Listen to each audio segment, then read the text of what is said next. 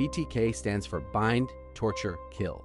Dennis Rader, known as the BTK killer, murdered multiple victims and repeatedly taunted police with letters, claiming they would never catch him. Then he asked police if a floppy disk could be traced. They said no. He mailed one anyway. The disk contained a Microsoft Word with a text, "This is a test." The document's metadata included the name Dennis as the registered user, references linking the file to Christ Lutheran Church, where Dennis Rader served as church president. The man who thought he was smarter than everyone was caught by his own mistake.